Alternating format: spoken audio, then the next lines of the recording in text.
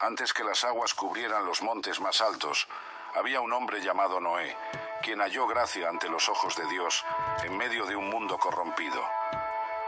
Noé, varón justo, era perfecto en sus generaciones. Con Dios caminó Noé. Génesis 6:9.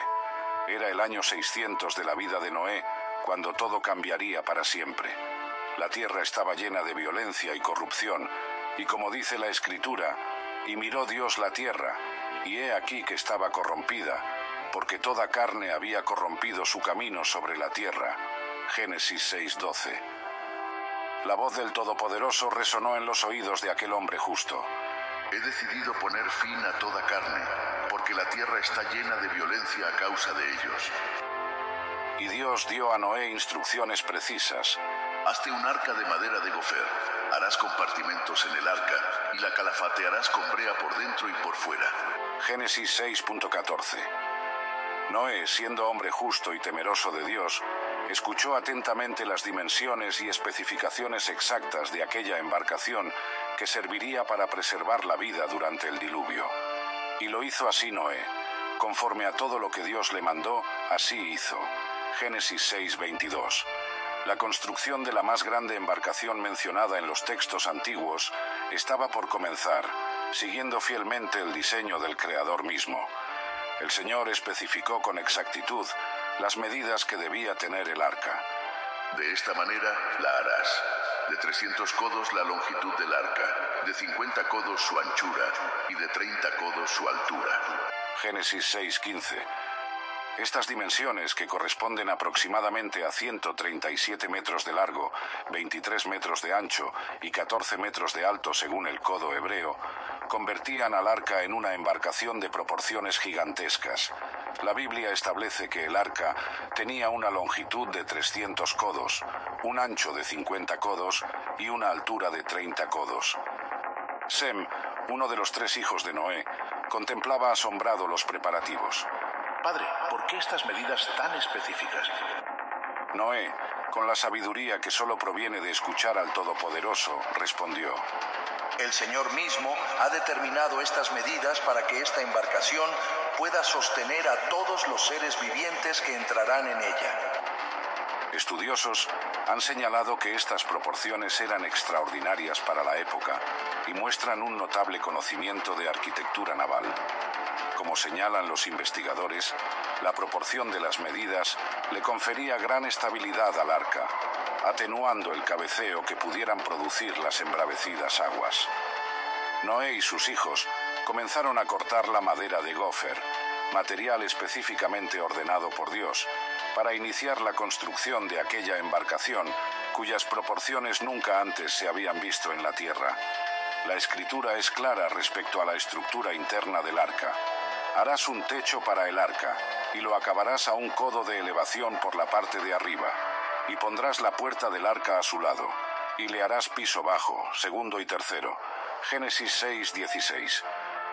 Obedeciendo fielmente estas instrucciones, Noé construyó el arca con 3 niveles distintos, tal como el Señor le había ordenado. Dios le dijo a Noé que hiciera el arca grande como un barco, pero más bien parecía una caja grande y larga con 3 pisos y compartimentos.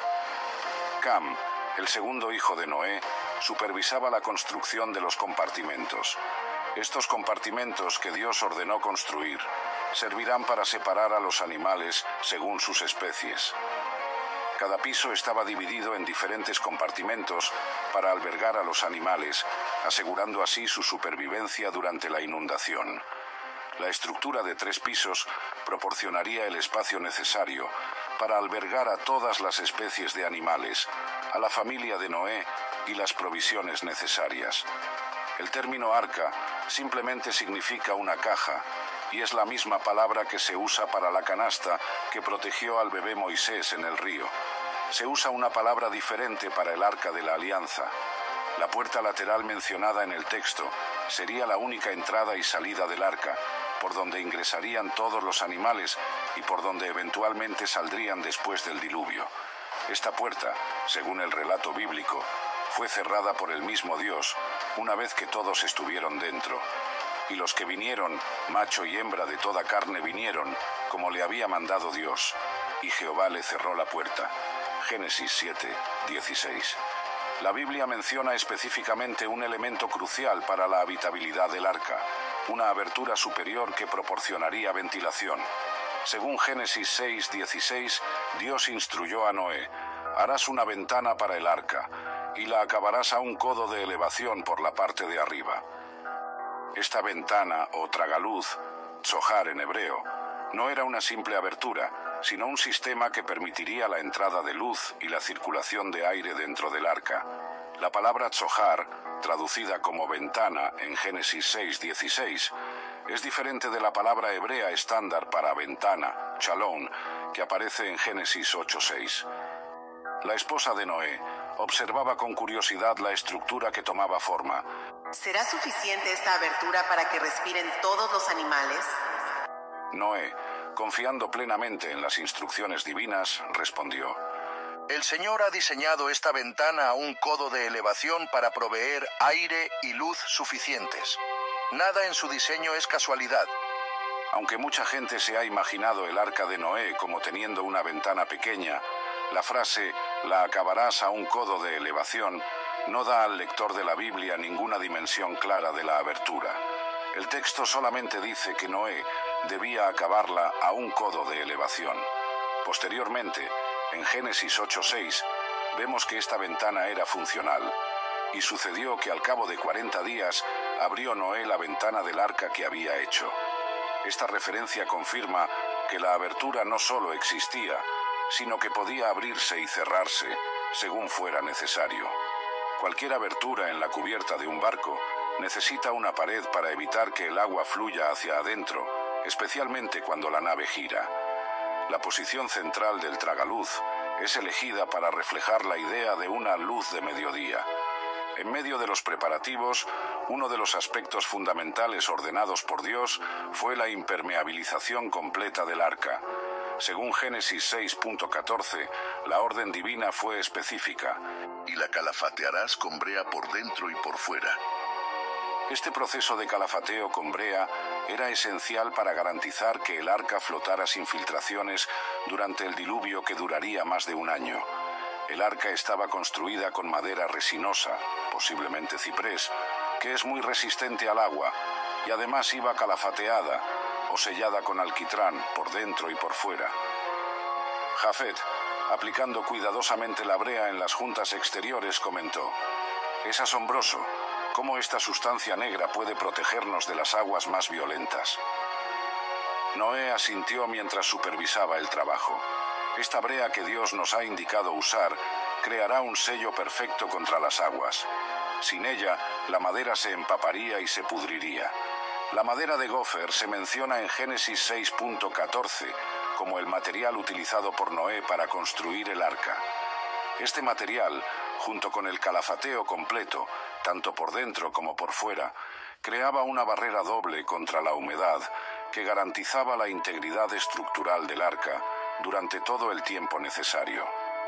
El calafateo interior evitaría que la humedad generada por los propios ocupantes dañara la estructura de madera, mientras que el exterior resistiría el embate constante de las aguas durante el diluvio, proporcionando un refugio seguro y seco para preservar la vida en medio de la destrucción.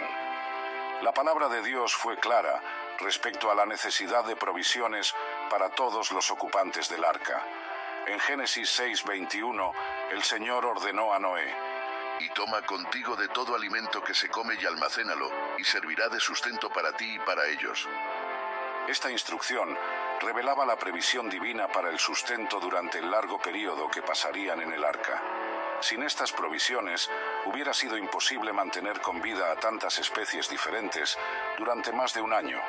Sem y sus hermanos trabajaban incansablemente recolectando y almacenando los diversos tipos de alimento.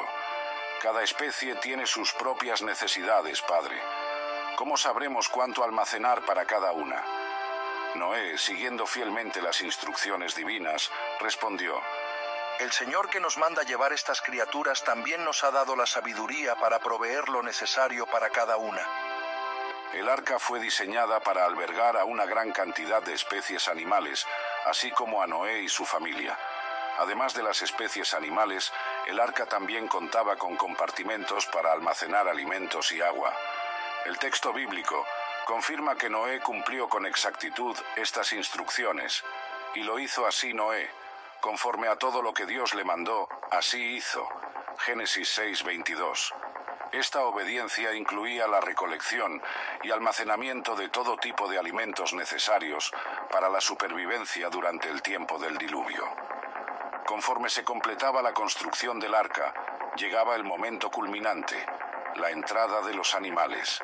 Según Génesis 7:2-3, Dios dio instrucciones específicas. De todo animal limpio tomarás 7 parejas, macho y su hembra. Mas de los animales que no son limpios, una pareja, el macho y su hembra. También de las aves de los cielos, 7 parejas, macho y hembra, para conservar viva la especie sobre la faz de la tierra. Un aspecto milagroso del relato es que los animales llegaron por sí mismos al arca, sin que Noé tuviera que ir a buscarlos.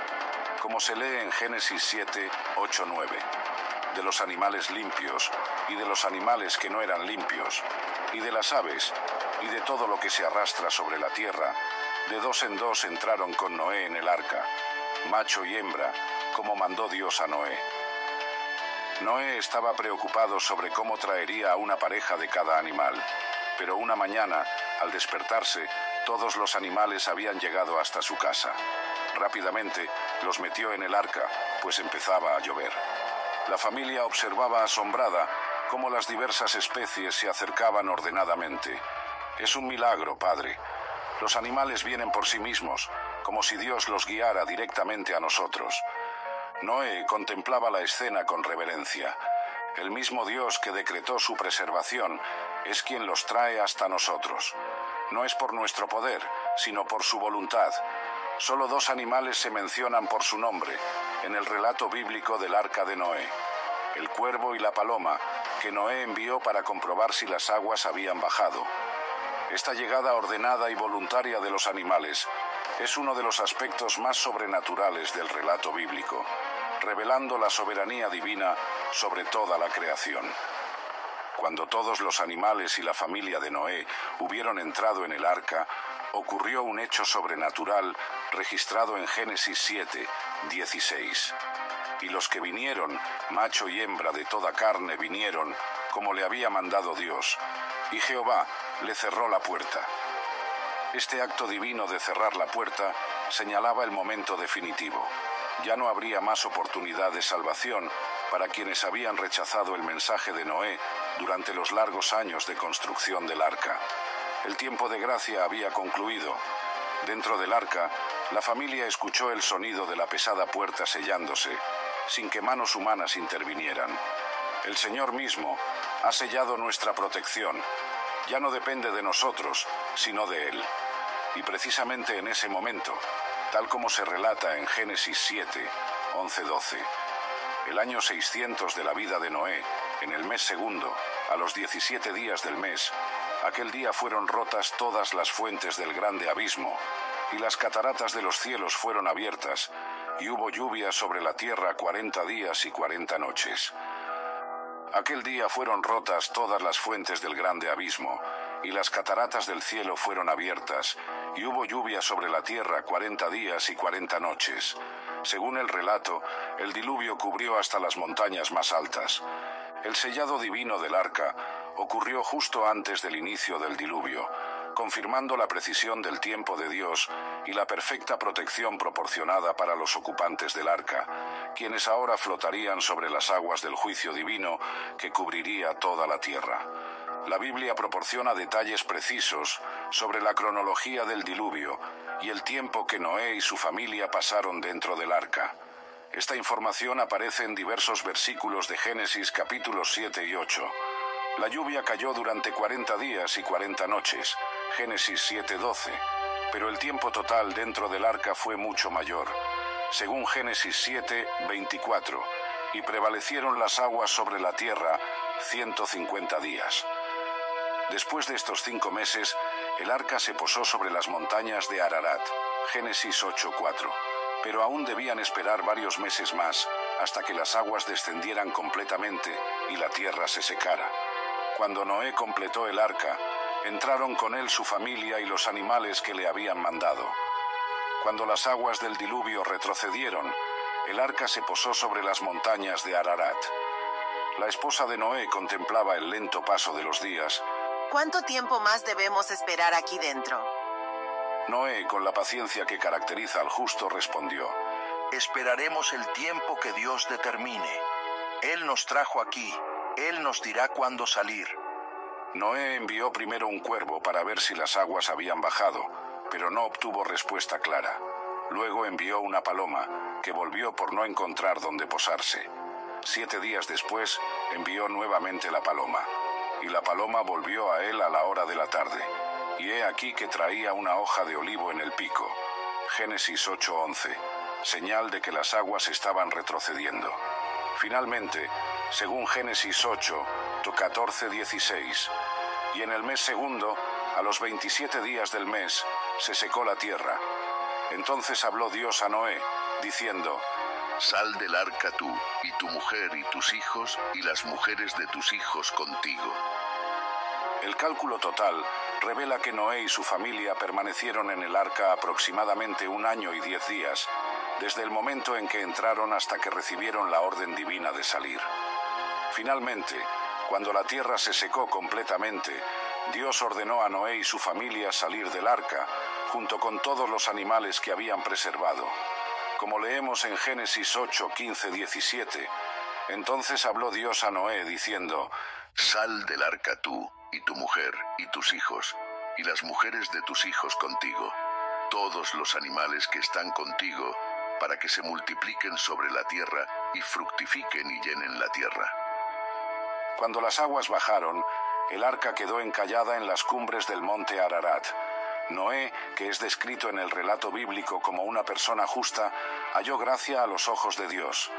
La primera acción de Noé al salir del arca reveló su corazón agradecido, y edificó Noé un altar a Dios, y tomó de todo animal limpio y de toda ave limpia, y ofreció holocausto en el altar. Génesis 8:20. Este acto de adoración agradó a Dios, quien estableció entonces un pacto solemne con Noé y toda la creación, prometiendo: No volveré más a maldecir la tierra por causa del hombre, ni volveré más a destruir todo ser viviente como he hecho. Génesis 8:21. Como señal visible de este pacto, Dios estableció el arco iris en las nubes. Mi arco he puesto en las nubes, el cual será por señal del pacto entre mí y la tierra. Génesis 9:13. Para recordar esta promesa, Yahvé puso el arco iris en las nubes y dijo: Y sucederá que cuando haga venir nubes sobre la tierra, se dejará ver entonces mi arco en las nubes. Y me acordaré del pacto mío, que hay entre mí y vosotros, y todo ser viviente de toda carne. Y no habrá más diluvio de aguas para destruir toda carne.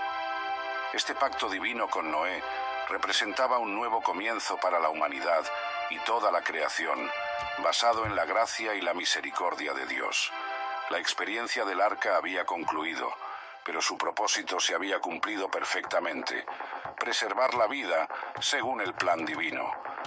El arca de Noé permanece como testimonio fiel de la obediencia de un hombre justo y de la soberanía de Dios sobre toda su creación, recordándonos que el Señor sabe cómo librar de la prueba a los piadosos y preservar a quienes confían en Él.